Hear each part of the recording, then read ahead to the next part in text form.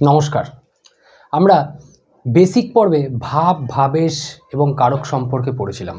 ভাবেশ মানে ভাবপতি, কোন ভাবের অধিপতি কে সেটাকে বলা হয় ভাবপতি।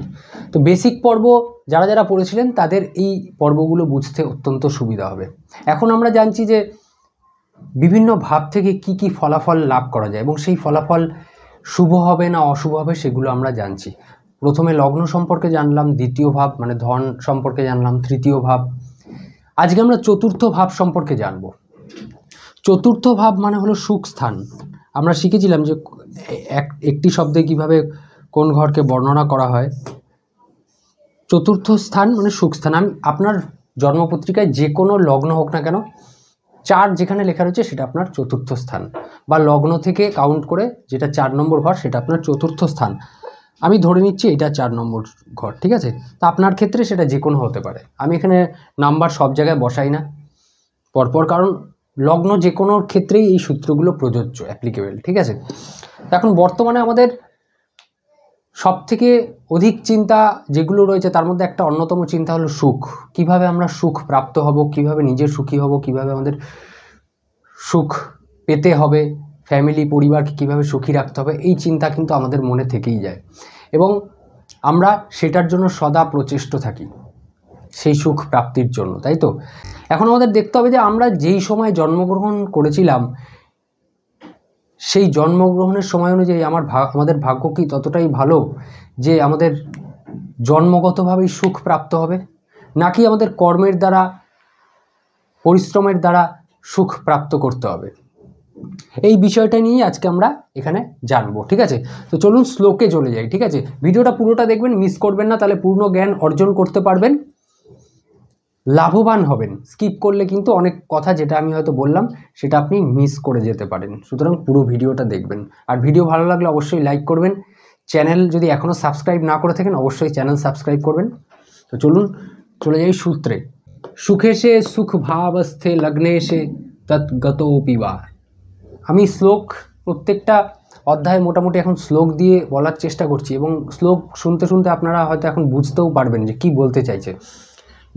সুখে এসে, সুখ স্থান মানে 4 নম্বর ঘর। সুখে এসে সুখ ভাবস্থে মানে বুঝতেই পারছেন, মানে সুখ স্থানের অধিপতি যদি সুখভাবেই থাকে।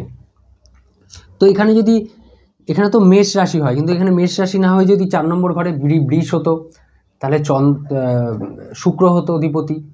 যদি কর্কট হতো, যদি এখানে 4 নম্বর লেখা থাকতো তাহলে কর্কট, তাহলে চন্দ্র হতো। যদি এখানে 4 নম্বর লেখা থাকতো তাহলে তুলা হতো। তাহলে যেই ঘর সম্পর্কে বলা হচ্ছে সেই ঘরের অধিপতি যদি সেই ঘরেই থাকে, সুখে সে সুখ ভাবস্থে লগ্নে সে তদ্গতোপি বা, অথবা লগ্নপতি যদি সুখ স্থানে থাকে, মানে এটা যদি 4 নম্বর স্থান যদি মেষ হয় তাহলে লগ্ন কি হবে?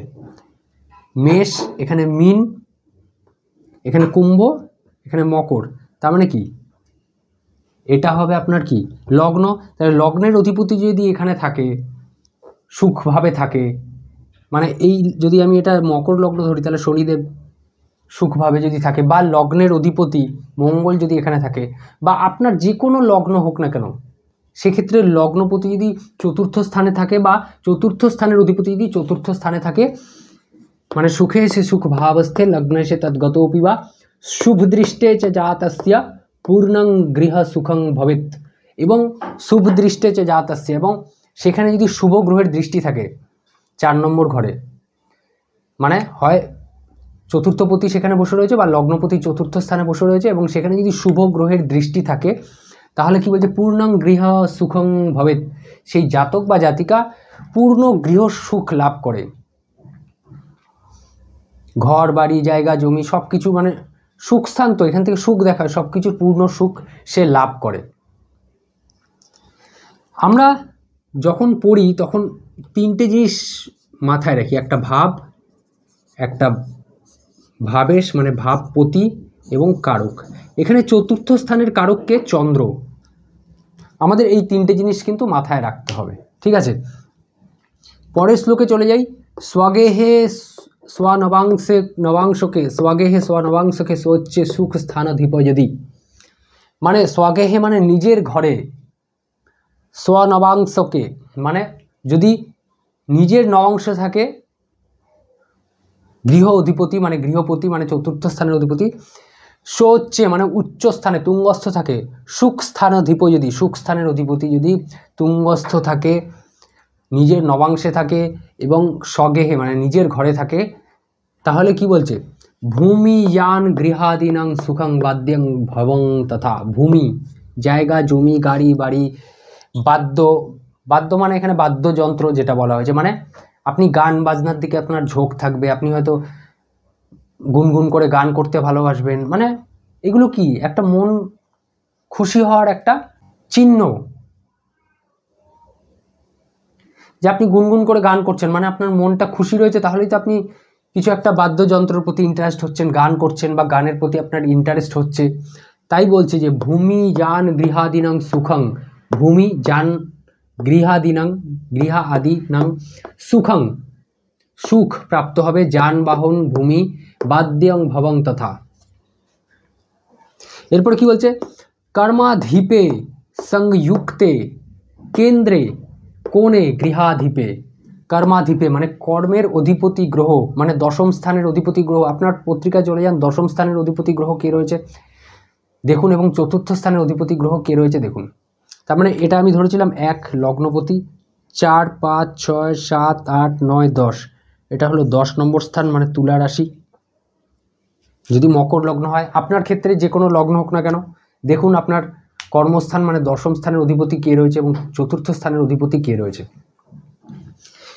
কর্মাধিপে কর্মের অধিপতি গ্রহ সংযুক্তে কেন্দ্রে কোণে গৃহাধিপে, মানে গৃহাধিপে মানে চতুর্থ স্থানের অধিপতির সাথে যদি কর্মস্থানের অধিপতি যদি সংযুক্ত থাকে মানে যুতি করে একসাথে, কোথায় কেন্দ্রে কোণে।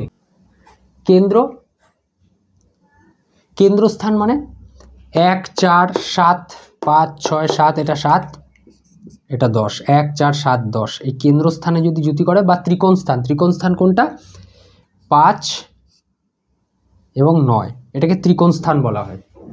যদি গৃহের অধিপতি মানে সুখ স্থানের অধিপতি বা চতুর্থ স্থানের অধিপতি এবং কর্মস্থান মানে দশম স্থানের অধিপতি যদি একসাথে যুতি করে কেন্দ্র বা ত্রিকোণ স্থানে, তাহলে কি বলছে বিচিত্র সৌধ প্রকারের মণ্ডিতং তদ্গৃহং বদেতে। দেখুন আমরা বলেছিলাম যে শুরুতে বলেছিলাম যে আমরা জন্ম থেকে কি ভাগ্য এমন হবে যে আমরা সুখ প্রাপ্ত হব, জন্মের থেকেই সুখী হব, নাকি কর্ম দ্বারা সুখী হব। তো এখানে দেখুন কর্মের অধিপতির সঙ্গে গৃহের অধিপতি রয়েছে, তাহলে কি বলছে গৃহের অধিপতির সঙ্গে কর্মের অধিপতি যদি কেন্দ্র ত্রিকোণে থাকে, তাহলে বিচিত্র সৌধ প্রকারের মণ্ডিতং তদ্গৃহং বদেত। বিচিত্র সৌধ খুবই বিচিত্র সুন্দর, মনের মতো সুন্দর, বিচিত্র সৌধ প্রকারের মণ্ডিতং মনের মতো, তদ্গৃহং বদেত আপনার সামর্থ্য অনুযায়ী আপনার মনের মতো খুব সুন্দর গৃহ হবে, ঘর হবে, বাড়ি হবে। যদি কর্মস্থানের অধিপতির সাথে চতুর্থ স্থানের অধিপতি যুতি করে কেন্দ্র এবং ত্রিকোণ স্থানে, তাহলে তার বিচিত্র সৌধ খুবই মনের মতো সুন্দর, মানে রাজপ্রাসাদের মতো বা অট্টালিকা যাকে বলে সেই রকম, কিন্তু সামর্থ্য অনুযায়ী আপনার মনের মতো সেরকম আপনার ঘরবাড়ি হবে, খুব সুন্দর লাভ করবেন আপনি ঘরবাড়ি, যানবাহন, জায়গা জমি সব কিছু আপনার থাকবে যদি শুভ অবস্থায় থাকে। ঠিক আছে, তো এইভাবে আপনাকে বিচার করতে হবে। 3টে জিনিস অবশ্যই মাথায় রাখতে হবে, ভাব, ভাবেশ এবং কারক। এখানে কারক হিসাবে চন্দ্র আমরা জানি, চন্দ্র কারক সম্পর্কেও আমরা পরের অধ্যায়ে জানবো যে কারকতার বিচার কিভাবে হচ্ছে চতুর্থ স্থানে, সে কথাও আমরা জানবো। প্রত্যেকটা অধ্যায় কিন্তু আমরা এইভাবে জানতে থাকবো, প্রত্যেকটা অধ্যায় আপনারা দেখতে থাকুন। এবং দেখুন এখানে যে শুভ গ্রহ বলেছিলাম, যে যদি চতুর্থ স্থানে লগ্নপতি বসে থাকে বা চতুর্থপতি বসে থাকে এবং তার উপর শুভ দৃষ্টি থাকে, এখন শুভ গ্রহ বলতে কী বোঝানো হয়েছে, শুভ গ্রহ মানে শুক্র এবং বৃহস্পতিকেই বোঝানো হয় মেনলি। ঠিক আছে, কিন্তু আপনি যদি বুধ এবং চন্দ্রকেও বুঝতে পারেন যে কিভাবে শুভ হয়, যারা আমার প্রত্যেকটা অধ্যায় দেখে আসছেন তারা জানেন যে কিভাবে চন্দ্র এবং বুধকে বিচার করতে হয়, যে চন্দ্র বা বুধ শুভ না অশুভ তারা কিন্তু জানেন। যদি চন্দ্র বা বুধ শুভ থাকে তাহলে চন্দ্র এবং বুধকেও কিন্তু শুভ গ্রহ হিসাবে ধরা হবে। তাহলে শুক্র বৃহস্পতির দৃষ্টি যদি থাকে এবং চন্দ্র এবং বুধ যদি শুভ থাকে, তাহলে কিন্তু মানে তাদের দৃষ্টি থাকে, চন্দ্র এবং বুধ যদি শুভ থাকে তাদের দৃষ্টি থাকে, তাহলে সেক্ষেত্রে এই ভালো ফলগুলো আপনি পাবেন। যে কোনো ফলের থেকে 6 আর 12 যে ফলগুলো সেগুলো খারাপ হয়, যদি কোনো ঘরের অধিপতি 6, 8, 12-তে চলে যায়, 6, 8, 12-র অধিপতির সঙ্গে বসে থাকে, এগুলো খারাপ, আপনারা জানেন। তাই 6, 8, 12-র নলেজও কিন্তু থাকা অত্যন্ত জরুরি। ভিডিওর সঙ্গে লেগে থাকুন এবং দেখতে থাকুন, জ্ঞান অর্জন করতে থাকুন। আমি এটুকু বলতে পারি, আপনি 80 to 90% জ্যোতিষকে আপনি পিছনে ফেলে দিতে পারবেন যদি আপনি আমার প্রত্যেকটা অধ্যায় দেখতে থাকেন। মিস করবেন না, দেখতে থাকুন। দেখা হবে পরের ভিডিওতে। ভালো থাকুন, সুস্থ থাকুন, নমস্কার।